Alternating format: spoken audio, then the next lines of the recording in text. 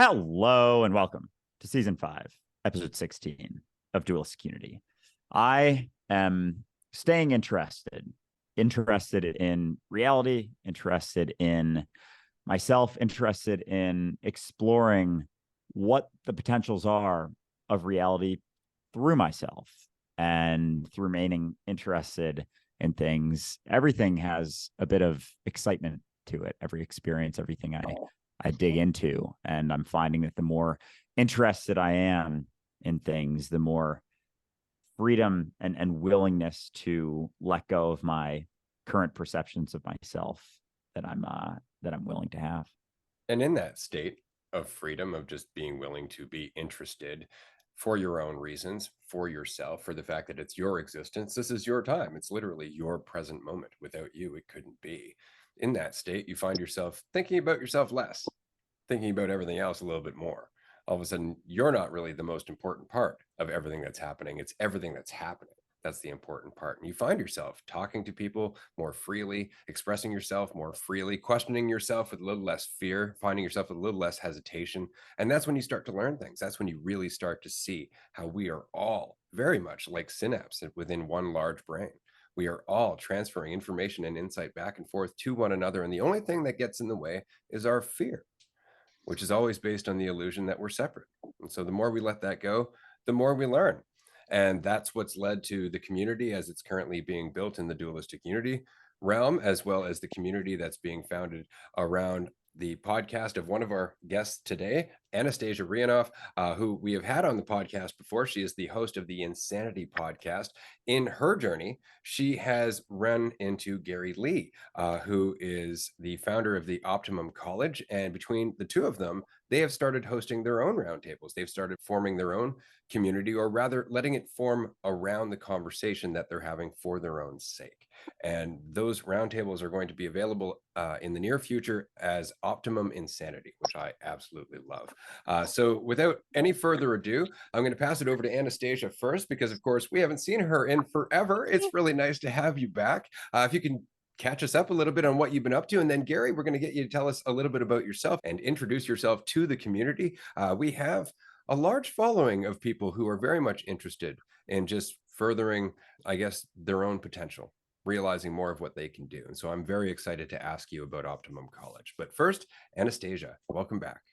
Oh, thank you so much. Thank you so much. I'm so happy to be back.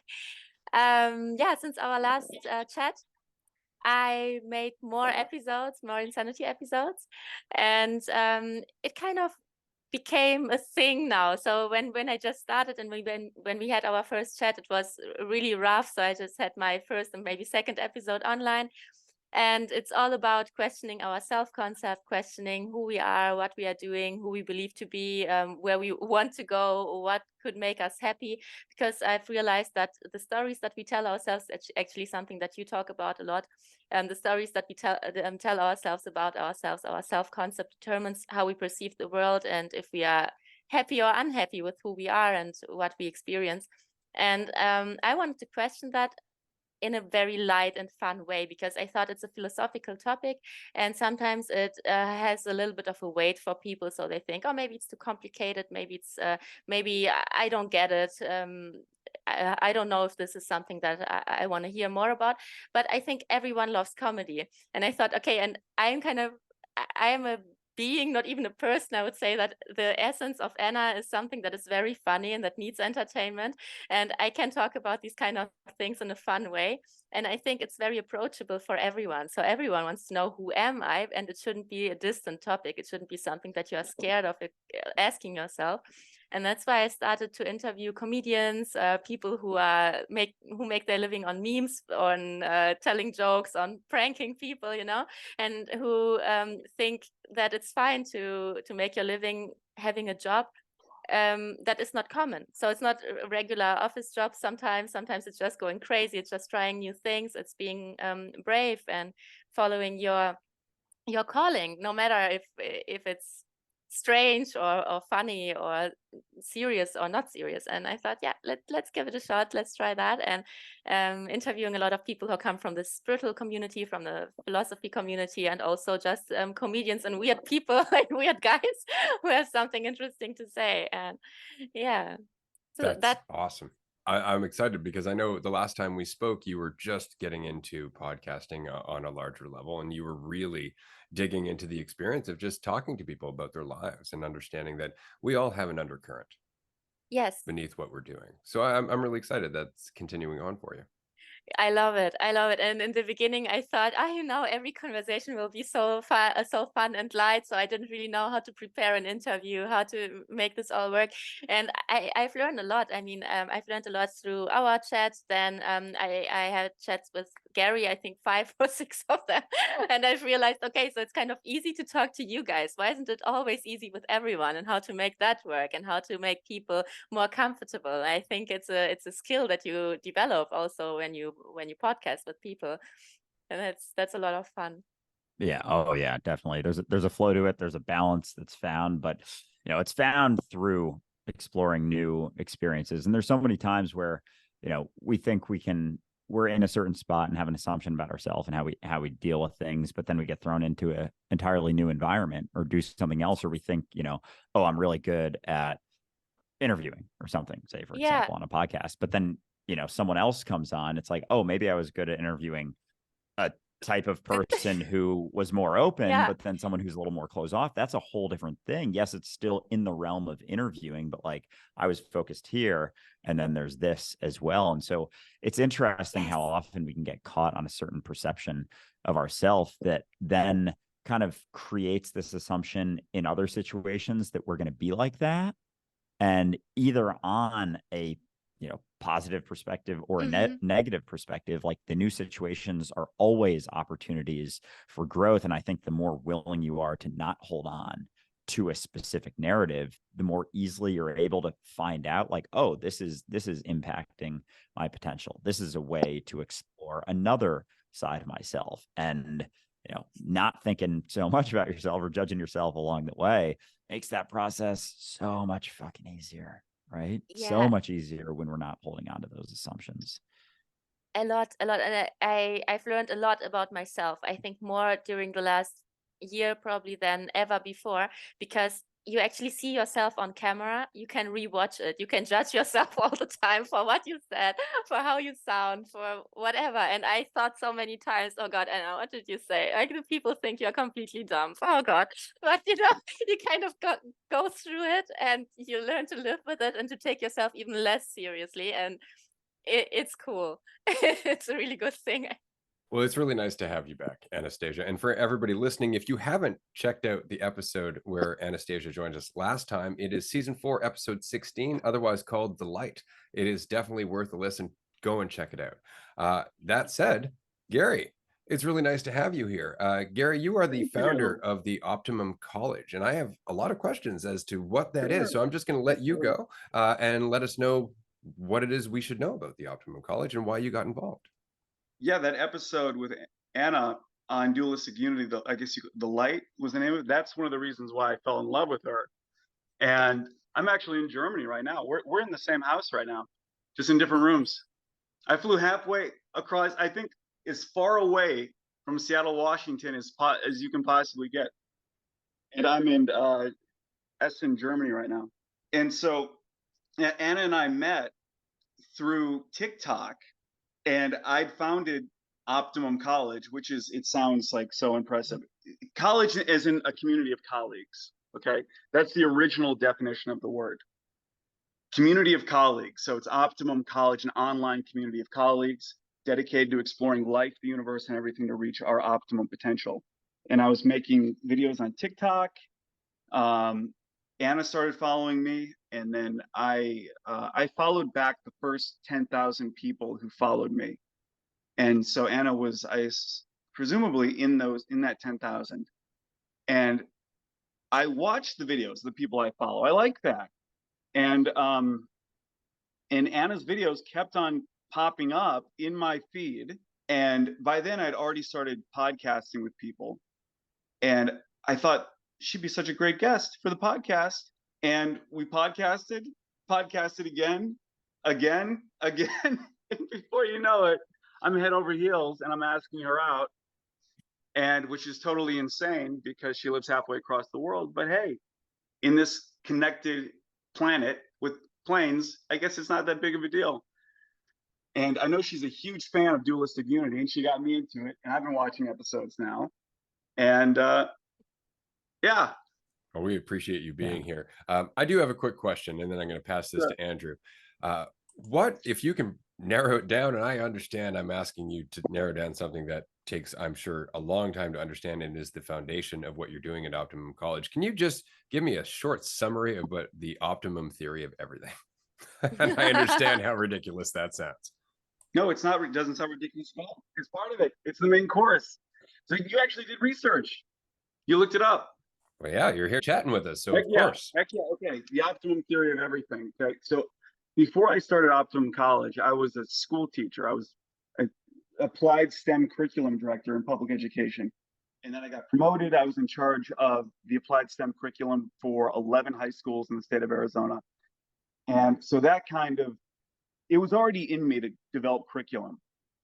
And I wanted to make a curriculum that was like a philosophy, like a self-contained, almost like an old school, like Socratic, like philosophy of everything that was just self-contained, that made sense of everything. And physics, how life began. And this is going to sound completely nuts. I know it sounds completely crazy. I truly believe, and fully aware of how insane this sounds. And you can say, I don't believe you, or I don't agree with that, or I think you're wrong, Gary. That's completely okay. I genuinely think I'm the first person in human history to simulate the four forces of physics from one equation. I did it in MS Excel. And you don't have to take my word for it because I've open sourced the programming and shown videos and simulations, and it all builds on that. So this idea of what is the source code of the universe? And yes, I know how insane that sounds. I know it sounds completely crazy. And debating these ideas is part of what Optimum College is all about. You can come to Optimum College and be like, Gary, that is nuts. And I'll be like, why is it nuts? And we can have this back and forth. And that's the Optimum Theory of Everything. It's a 2-hour video textbook. Anna's watched it. Anna's actually the first certified optimist of Optimum College. She was the first one. It was new. And we podcasted. It came up during our podcast. And I was like, hey, you want to try it? I haven't even had anyone complete the program. She's like, sure. And it is very dense. It is not easy. It is not woo-woo. Like the Optimum Theory of Everything video is, it is, I genuinely believe maybe the most cutting edge single course out there. And AI, like artificial intelligence, like this was years ago. Like now we talk about AI. When that course first came out, it wasn't even big like it is now. It was very cutting edge. She passed the course. She understood this whole video textbook. Anna is a very smart cookie. Very smart cookie. Did that answer the question? I'm sorry. I'm very stoked to be. I'm very stoked. More or less. No, that's great. Specifically, again, and I'm not going to claim by any means to be a scientific person. I'm definitely not. My forte isn't math. We'll just say that. So I find it really intriguing because, again, this is the holy grail of science, right? Is to come up with an equation that kind of explains all of the physical conditions, everything that we go through, the rhyme and reason of all of this, and so I find it fascinating. I find it absolutely interesting. I have one more question. I'll pass it over to Andrew. You mentioned that this came out quite a few years ago. When did you create the video exactly?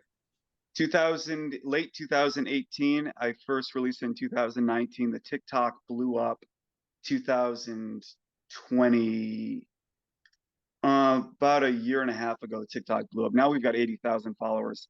I had no expectation of that, and it just blew up. The TikTok blew up, and yeah. Sorry for being so. No, I love short summary. I love the idea that it's a college of people to express their ideas, to go back Correct. and forth, that they don't have to agree with you, just to understand what it is you're trying to at least introduce. So it's more or less about the dialogue and about, again, the continued processing of information, which is what I That's started talking about at the beginning of the episode. So no, that answered the question for me. I appreciate it. I'll pass it over to Andrew.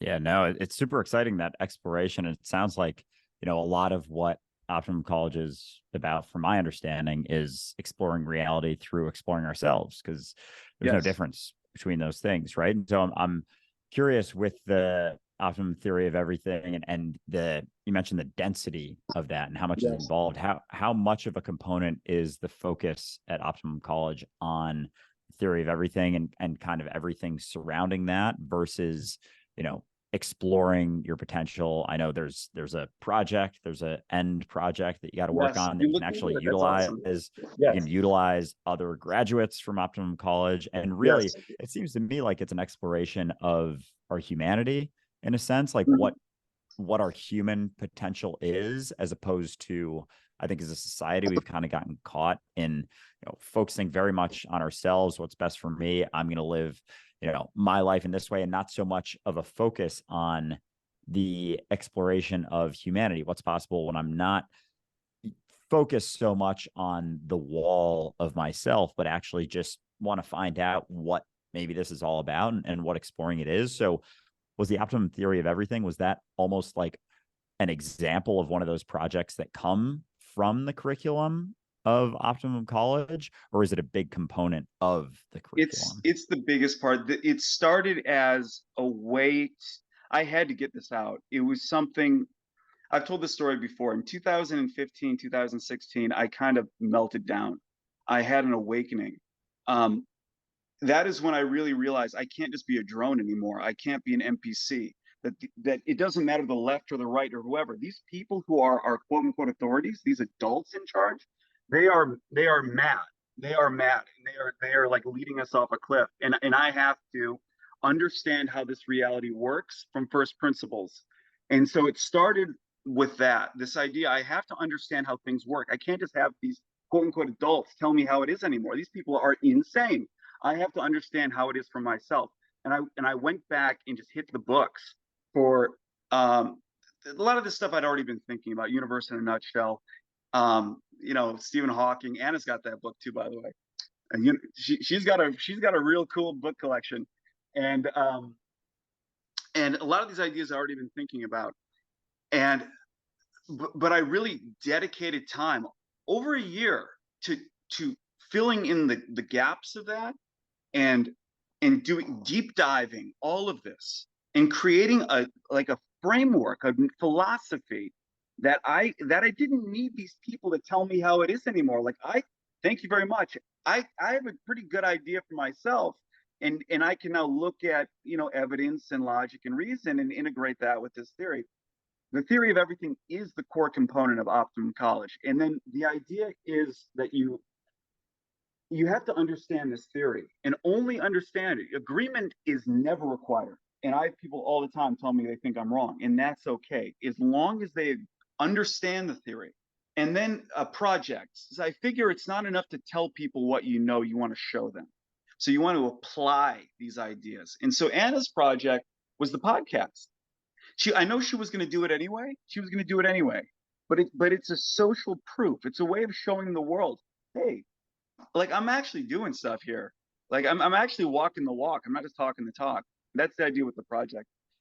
And then it became like, well, there should be a project that is like a college project, like that anyone can just participate in, and that became the VR studio. And it's a real VR game called Optimum Championship. And yes, it really was good. I don't know if your listeners are going to hear the beginning, but I really am making it. Anna's seen it. Anna's played it. It's very real. And my laptop bricked 30 minutes before our conversation. That's why I'm on my cell phone. That was fantastic timing. Absolutely. So to our listener, just so you know, Gary was nice enough to join us despite technical issues today. So we're glad that he could do so. As he was mentioning, he is developing a VR game, and that processing of the game required more than his computer was able to bear. Now, as somebody who renders all the video episodes of Dualistic Unity, I feel that pain very much. So I appreciate where he's coming from. While he addresses his technical issues, though, I'm going to pass it back over to Anastasia. Anna, it's so nice to hear that you've teamed up with Gary. It sounds like you're using this more or less as a platform for your own growth. What's been your experience with the optimum theory of everything as a whole? Because again, we share an interest in the subjective nature of all of this in terms of, here I am existing. You know, the things that happen around us is a different question. So how has this affected your path? Yeah, I thought it was very interesting. So I had some chats with Gary. I think the first or second one, he said that he has this theory out, and it's a long textbook, 2.5 hours. And I thought, okay, let's see what it is, you know. So I was just on the website, just watching this 2.5 hours video, which felt like a documentary for me in the beginning. So I also thought, okay, what is it actually about? Because I didn't understand. Is it one topic? Is it two topics? Like, what is it about? And it was literally about everything. So it started with like Albert Einstein, you know, and his theories, going through different scientist theories, and Gary's thoughts on it. And it was interesting because it's literally what you make out of existing theories. So you have physicists who talk about the ether, or about the idea, what it could be, and then his thoughts about it. And I thought, oh, that's interesting, because if I had a thought about it, it would be very similar, or the things that I thought in my past were very, very similar. And I've never talked to anyone who shared this very, very specific thoughts. And it started like that with dark matter, with you know, what did we have? The history of humanity, AI. It is really a package of topics that are all about the universe, about technology, about people, human relationships, and it covers everything a little bit. And and that made it very interesting for me, because also you sometimes have documentaries or movies about one topic, and you have like 2 hours on one topic, and I get tired, you know. So I'm like, okay, I got your point, cool, but where are we going? So it's the rest is a lot of opinion and deep dive, and it's also nice. But I think the cool part about this video was that when I thought this thought is interesting, or this idea is interesting, I had the option to research myself and to deep dive myself into that specific topic that I thought is interesting for me.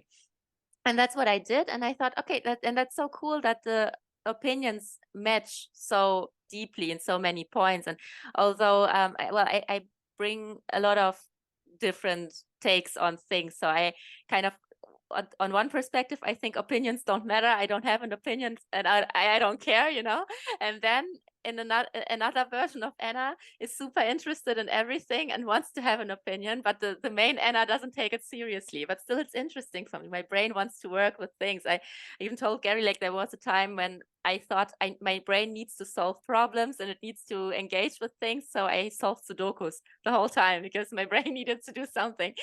And so I don't really need opinions, but it's like a hobby. I find something interesting and I want to see what could be my take on it, what feels real, what feels that it is that it's familiar to me. Or, you know, when people sometimes have values or opinions and they don't really know where it comes from, so they just repeat. And I like to observe and to feel for myself what feels like me, related to different topics. And this is my thing, like scientist theories, or science theories, or human relationships, self-development. I find it very interesting. It's just that many people have takes on it that I don't relate to. And in that case, it was very Anna what I watched there. And it influenced me in a way that I was just fascinated that someone had my thoughts. So this was mainly it, I think. And that I really thought, okay, maybe maybe there are more people who share these thoughts, or maybe I can talk with more people or podcast with more people about that kind of stuff. And then I found myself in interviews where I asked the question and I had a guest looking at me like, you know, like in SpongeBob with big eyes. And I thought, okay, I went too far. I see. And it's okay. But yeah, it was interesting for me to see. I think I've learned more about myself through that. That's incredible. Yeah, because those opinions too, like those opinions are always going to be there. It's kind of like the mechanism of the brain, right? It's just how seriously we take them. And I love Gary with the theories in Optimum College. It's like kind of a framework, right? But it's not an answer. And so much of college is it's not teaching you how to think; it's teaching you what to think, right? That's true. I would say that there is an answer. It is like very much like, this is my opinion, and I feel very strongly about these opinions, but at the same time, you don't have to agree with any of it. So there are answers there, but a big part of it is that, like, unlike a normal school, you never have to agree with any of it. And I don't test anybody on it. I only test for understanding, not for agreement or anything like that. Yeah, that's awesome. It seems like, because given everything going on, like how archaic the collegiate system is, like it's exciting to hear there's something out there that's kind of going against the grain in that sense. Because I know, I went to college, did the 4 years, and have not used very much, if anything, from that experience, despite doing all the classes, the courses, and all of those things. It's just not as applicable to reality as it has been. And so in your experience, Gary, with growing up, and I'd love to hear just a little bit about your background going through the schooling system, some of the things that maybe you started to realize later on that drove you to questioning the schooling system, and then eventually creating your own sort of unique experience. This was a long time coming. I was falling asleep in classes when I was starting in high school, I would say. And instead of being like, hey, maybe these classes are kind of boring, they said, oh, it's not, it couldn't possibly be the teacher's fault. It couldn't possibly be a teacher deficit disorder. No. Gary must have a disability. He must have attention deficit disorder.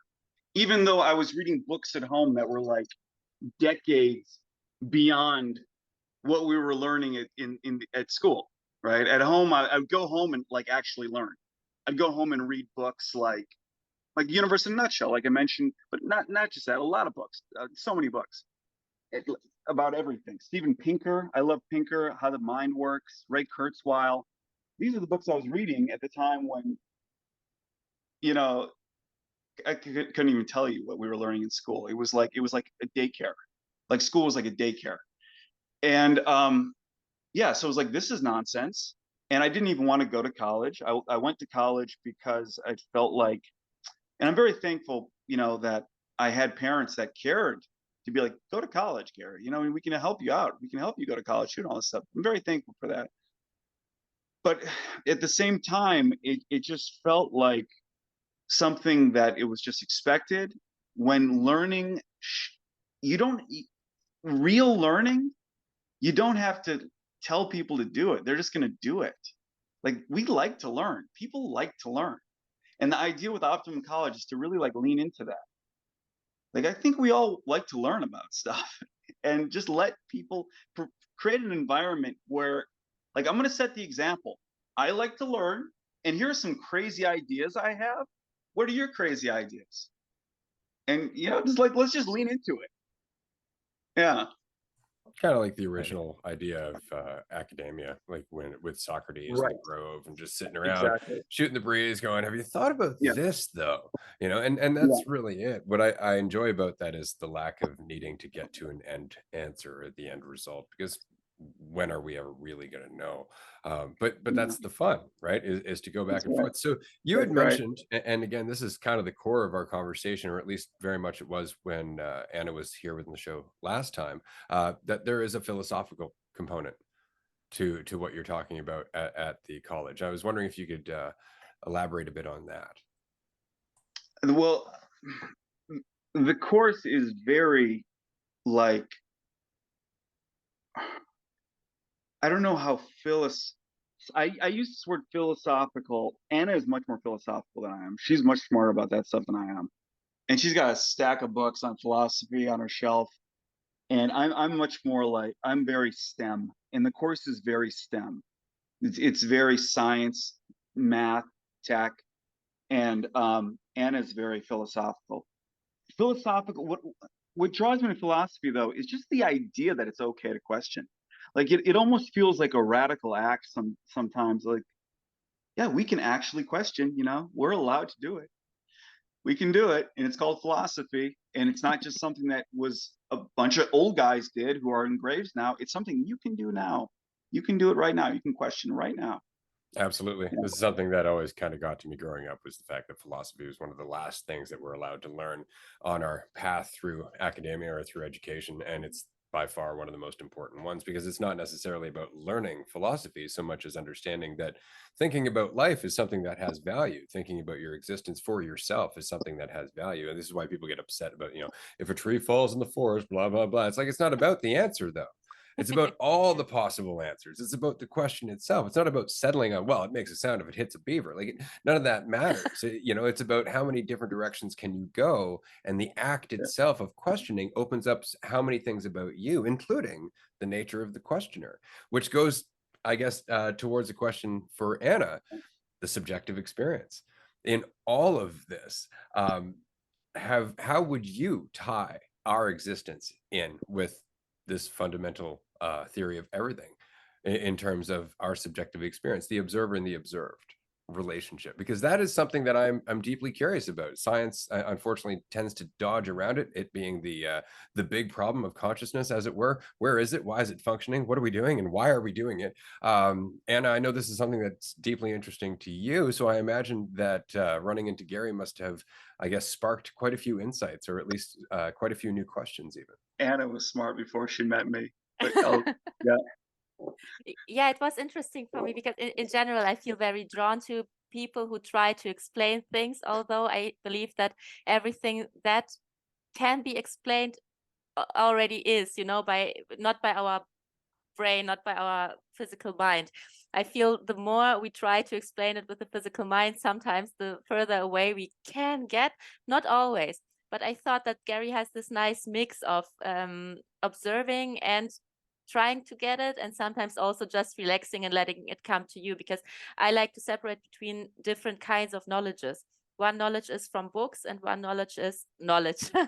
But let's things that you try to understand, let's call it knowledge. It makes it easier. So you try to learn something from books, and then you have all the data and you think this is knowledge. The other knowledge that I like feel way more than that one is when I don't think. You can call it meditation, you can call it grounding, you could call it just be yourself in the present moment. But these are the moments when I sometimes know things that are true for me. It doesn't mean that it's knowledge for everyone, but as much as I know that I exist, and if it's the only thing that I know, there are things that I also know. For example, that I like something, that I love something, that I even sometimes, what would make me happy? How could I help someone? Does someone have an issue right now? And these are just things that I know. I wake up in the morning and I kind of feel that there is something I need to talk about right now, or someone needs my help. It sounds really a bit woo-woo and strange, but this is the kind of knowledge I'm talking about. It's an emotional knowledge that is just there. And if I'm real, then this is real as well. And maybe on the same level, I can sometimes say this theory is pretty close to what I feel to be true, what is my truth about the universe, and another one isn't. And I think if I would come from a direction where I try to understand everything with my mind, so trying to figure out numbers, trying to like be involved in all that kind of, I would say logic stuff, I would get there as well. But it feels easier for me to come from my emotional state or from my sheer presence, because when I'm there, I feel like I have the knowledge, and then just some things, they just click. and I know, okay, this one is correct. This one probably isn't. And it is a simple feeling that I can relate on. And it's really insane to talk about it, because I also used to say I know nothing, and I kind of believe it. I know nothing. But if I know that I exist, and this fact I must know, otherwise it's a too big paradox. So I know that I exist. And based on that, there are things that I also know and that click with me. That's awesome. Yeah, and it's the practice of getting out of your own way that allows you to be what it is you are, which is ultimately existence. You know, we are intelligence in flow. Everything from cellular and upward is an exercise in intelligence on a different scale, and that is ultimately what I am, or you are. So that leads me kind of to the next part of this, because I love the fact that there are two distinct I guess, questions here. There's the emotional content, which you're talking about, Anna, and then there's the reality that we are all experiencing, where there are certain things that we also know, like the experience of gravity, right? Yeah. The experience of light, the experience of sound, you know, the experience of vibration. These are all things that, whether you have a consensus audience or not, whether there's people agreeing with you or not, you are experiencing. And so the question is, why? What is happening there? Why are those things happening in the same way as why am I happening? Why am I having these insights? Do I have the capacity to get in my own way and lower my own intelligence just through confusion and attachment and fear? You know, why is all of this playing out? And so there is some connection between the two. Again, the observer and the observed are one, right? In observing physical reality, we are also observing our own awareness in action in a physical form, because there is no inner and outer, right? They're just perspectives. So I love the marriage of your two conversations. Absolutely. If somebody wanted to join one of your roundtables in the future, how is it that they would get in touch with you to do so? Well, it's new. We just had we've only had a couple so far. Sundays, noon Pacific time, and reach out to Anna to coordinate. Perfect. That's excellent. Me, and again, Anna's much nicer. This episode will be available in the next week or two, and so you'll have some time before people start reaching out to you, but I'm sure you will have more than a few people who will want to join in this conversation, as again, it's not about getting to some answer, it's about being the question. It's about being the process of watching our own intelligence in flow together, as we can come together with less ego in the way, with less of our own need to be right in the way, which is, again, Gary, why I love the foundation of Optimum College, which is that you don't need to agree. You just need to understand what the fuck I'm trying to say. Yeah, exactly. Ray, how did you get into this stuff? That is a very long question. About half my life ago, I guess you could say I was in the worst possible situation for a long time. And it was either wake up to the fact that I don't know, that there's so much that I don't know, or settle on false certainty, which just also happened to be all of my suffering and pain. And so it dawned on me that I was carrying a story instead of accepting that I don't really know.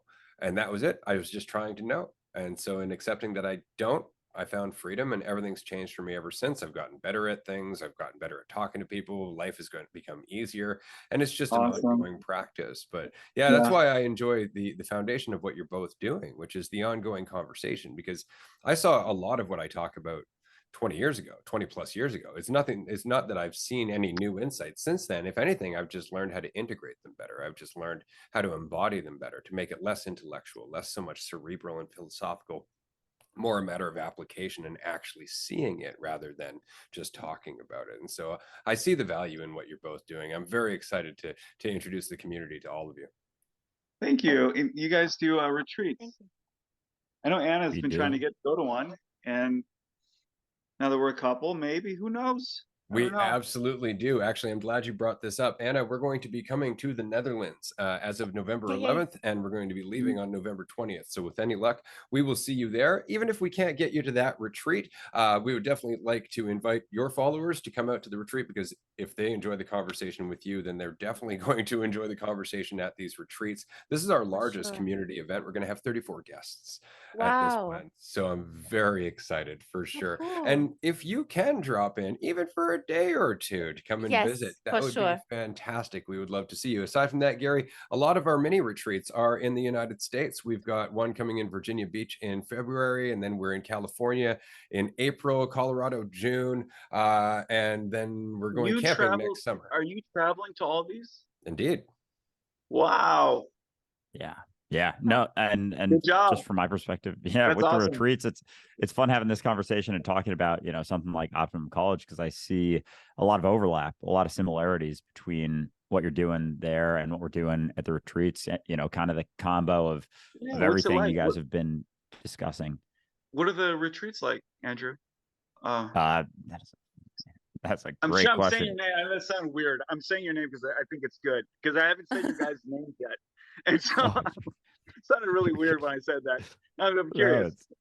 yeah, kind of irrelevant anyway. But yeah, no, the retreats are incredible. I mean, and to pin it on one specific thing is always tough, because we've had what 7 or 8 now, 8, I think. Yeah, a number, and Wow. each one is unique. Each one is different, because they're informed by the people who come. They're informed by the mentalities that are brought to the retreat, and so each one has been inherently entirely unique. I think there's a and not even to say a framework wouldn't even be doing it justice at all, because there isn't a framework. There's not an agenda. There's not a specific way that we try to curate them going, because so much of it is having faith in yourself. And so us going into it is very much maintaining or doing our best to have that faith in ourselves, and have that faith in our ability to adapt and pivot. And if we go into something having an idea of like, this retreat's going to go this way, it should go this way,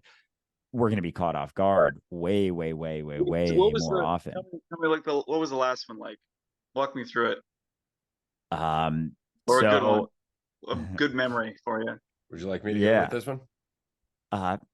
If you'd like, I can kick it off. You kick it off. Yeah. So it's interesting, because there was a certain degree of intensity. Some things played out that weren't, if I had an idea of anything going in, they didn't play out like that, essentially.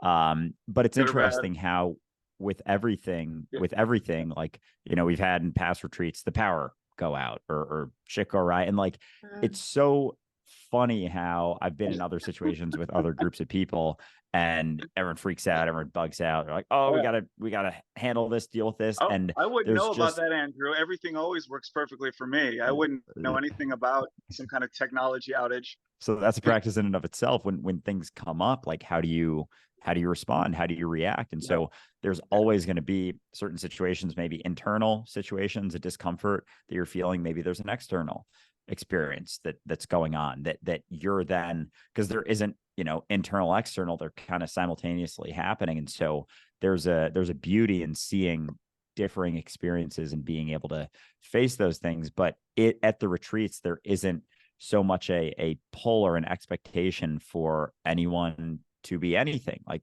Ray and I have our roles to a degree, given that we're the ones setting it up and everything. But even for us, and that's been a thing for me, that I've been, each and every retreat, I think, letting go of the assumption that I should be anything, because that just kind of restricts me and confines me into my own little specific box. That throughout each retreat, I'm realizing more and more, like, oh, even though we're maybe the ones who are setting it up, selling the tickets, have the podcast and everything, like, it's just as much an experience for us to be willing to let go of certain perspectives of ourselves. And so it's just a time and a place for us to be fully ourselves, and not let go a bit, kind of set our expectation of ourselves, our perception of ourselves aside, so that we can explore what our potential is beyond the familiar narrative that we have of ourselves. And so it really is just a space to do that. There isn't so much an agenda.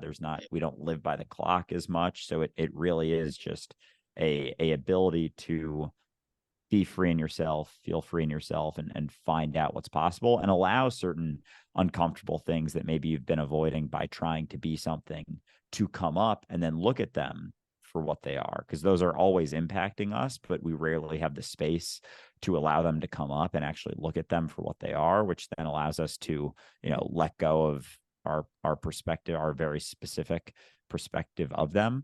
But that's a little for me, and I'll pass it to Ray to fill in anything I missed.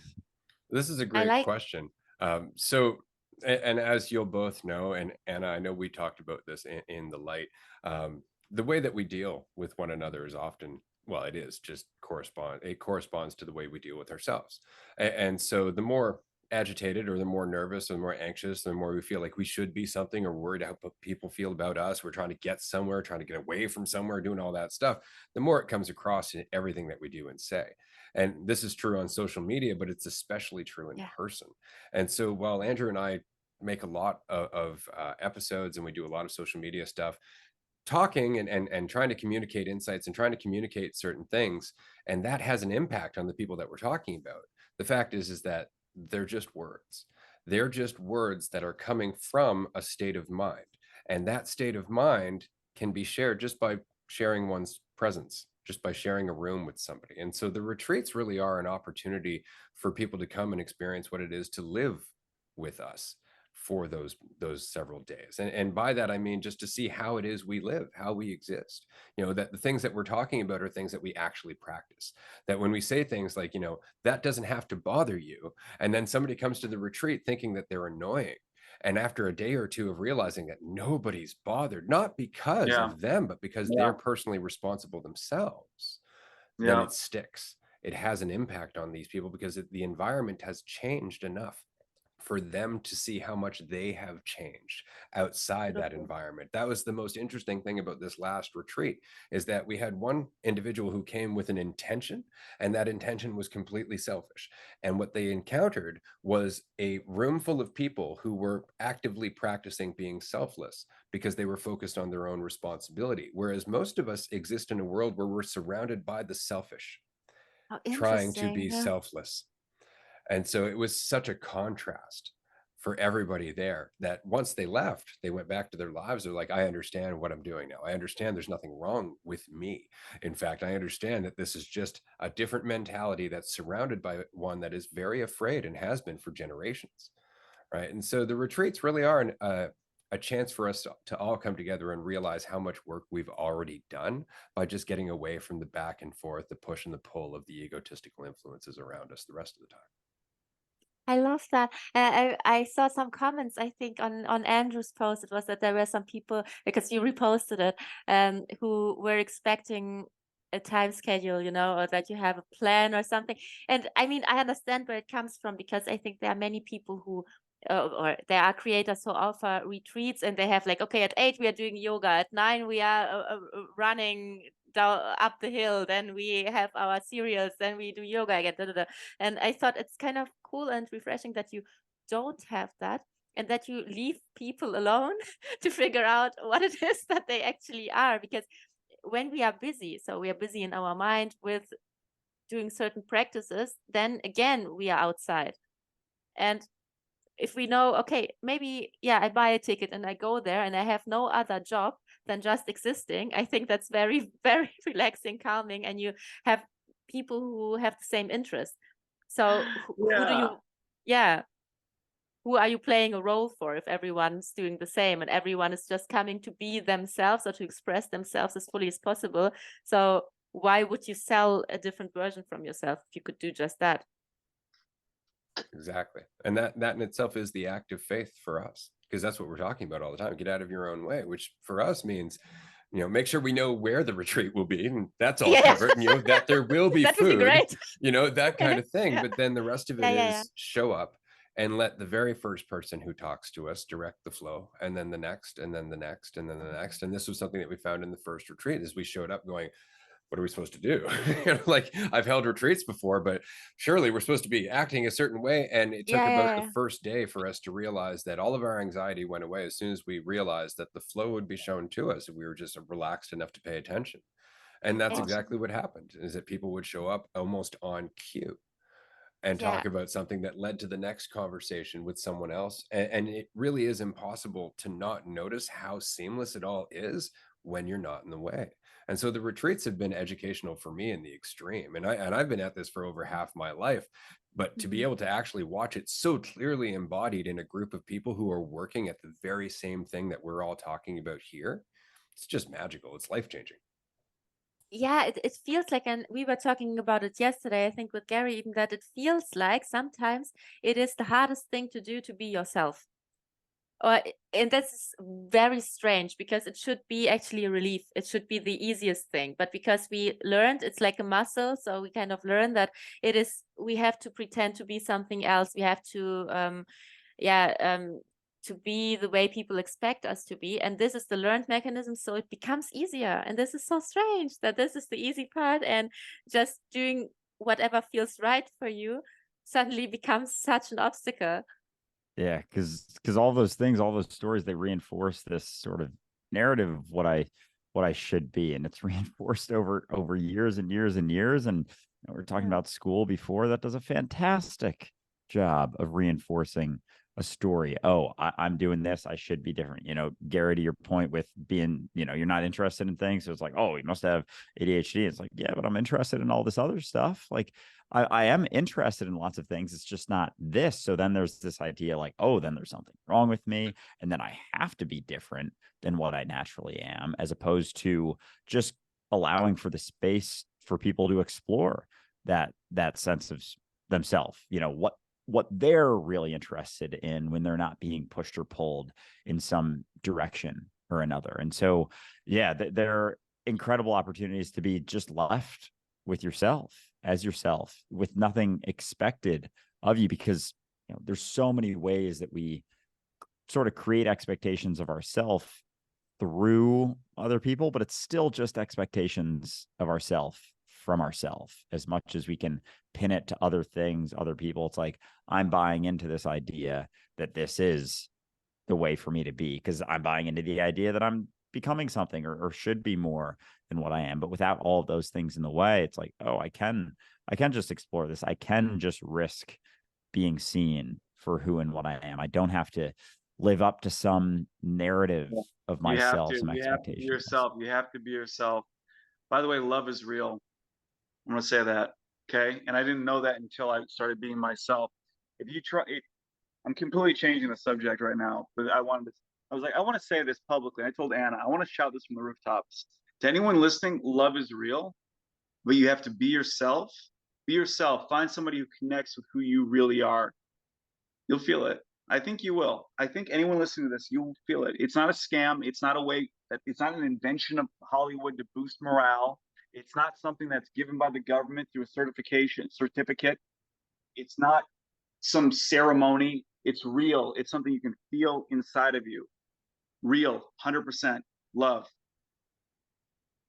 Yeah, but that's exactly the thing, that when you live up to expectations of other people and you pretend to be something else, then it's hard to connect with people who accept you for who you are and who like you, because they will like a version of you, and Correct. probably even the version that Correct. they are entertaining about themselves is already fake.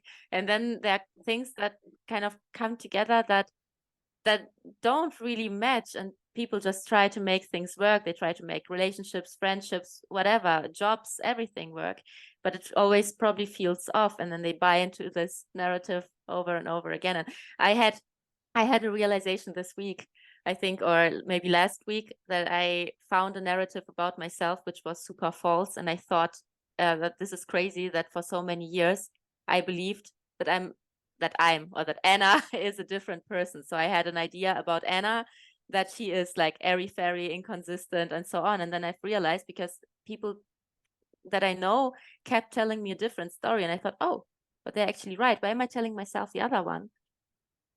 Why? It's like, yeah, it's just the story we tell ourselves.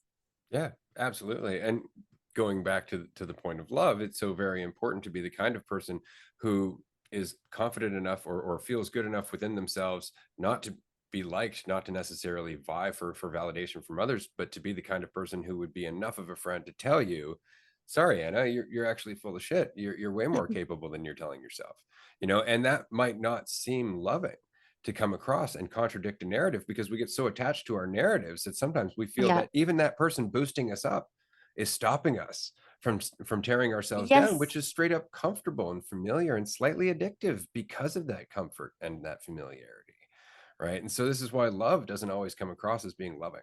Sometimes love can come across as being that swift kick in the ass. And this is something I say from experience as a parent, because that is also the case. If your kid's always happy with you, you're generally doing something wrong.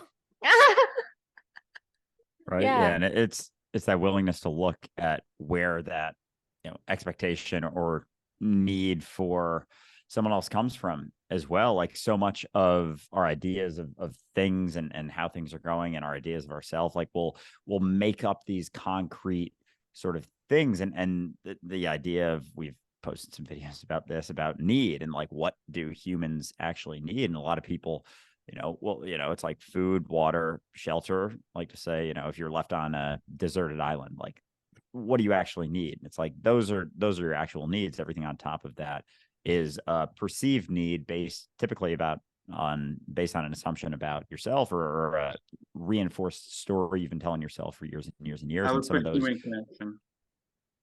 yeah, Human connection. I'm not sure. I don't know. Is that a need? I think so. See, I would say that that's an assumption based on our own preferences, because I mean, there have been plenty of humans who have existed on their own. There have been hermits throughout time, and they've done just fine. But the fact that we don't feel comfortable on our own usually tends to make us default towards, it's human nature. It's not me. It's human nature. Need people, or we all need people around. And I think we unfortunately, there do. I is think we no do. scientific basis for it whatsoever. There is a consensus, true, but that it's kind of like looking at, say, toddlers and saying, well, it's human nature to shit your pants. Right? It's like, we can develop, we can change, and in fact we do, but never if we're always sticking to what's comfortable, never if we're sticking to the familiar. But if you look at human nature, and if you look at human history, it's always been those who have been willing to be alone that have pushed beyond the boundaries of the comfort and For a familiarity. little bit, for a little while. Yeah. So I would say it's not in fact human nature, but it is very easy to pin it on human nature when we try to I would disagree, but I get where you're coming from.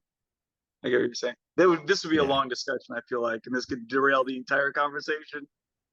Oh, But it is definitely a it's conversation I look forward to having again in the future, Gary. Absolutely. Yeah. But that said, we are going to wind this episode down. I do want to say thank you to both of you for joining us here today. I do hope that we can get you onto one of our own roundtables at some time in the future. Oh, That would be yes. a lot of fun. And Yes, aside from please. that, Gary, if you don't mind just leaving everybody with where they can find Optimum College, a little bit more information about it, and then I'll pass it over to Anna to give her the closing remarks, and then that'll be it for today's episode. But again, thank you both. Oh, did we cut short? I didn't get it cut short, did I? We could talk about it. Why I think human nature. Anyway. Okay. www.optimum.college. You can email me there. Perfect. And of course, Gary is also on TikTok and Instagram for anybody who's interested in following his content. Definitely check out Optimum College. Anna, you have 20 episodes now of Insanity Podcast on your YouTube channel, correct? Yes. That is incredible. So I want to share this stat with you. It's something that Andrew and I discovered very early on. And so I'm really excited for you. But 95% of podcasters quit before recording their third episode. And then 95% of podcasters beyond that quit before episode 20. So you are already in the top like 5% of podcasters in the world, just by virtue of just sticking it out and continuing to do this for your own reasons. And so on behalf of ourselves, we're inspired by you. I love seeing the new content. On behalf of the community, we really appreciate you joining us here again. Thanks, Anna. Thank you so much. Thank you. I didn't even know about the percentage. It's really encouraging. And I'm currently cutting the next one, and I have a next one coming up. Yeah. So yes, never quitting on that one. No, it's a lot of joy, and I'm very grateful that that I'm back, that you're having me again. Love Journalistic Unity a lot, and yeah, looking forward to meeting you in November. Absolutely. Yeah. No, and it's just another form of that ability to allow intelligence to be expressed. The conversations that we have, like, this is intelligence at play right here. And so it's been a joy chatting with you guys, and I'm very, very excited for future conversations, and I look forward to chatting with you guys again soon. You too, Andrew. It's been a pleasure. Ray, both you guys, thanks so much. We can talk about human connection. Why? I can defend my position. I can defend it. Next chat, we'll get you. Yeah, we will reach out to you. Absolutely. Yes. Again, thank you everyone who could join us. Dear listener, we appreciate you joining us as always. Do check out our own roundtable episodes, which we do every 2 weeks. Check it out on patreon.com/dualistic-unity. And aside from that, we look forward to having both of you back next time. Have a great day. Have a great day. Bye, Thank everyone. you. Thanks so much. Bye-bye. Bye.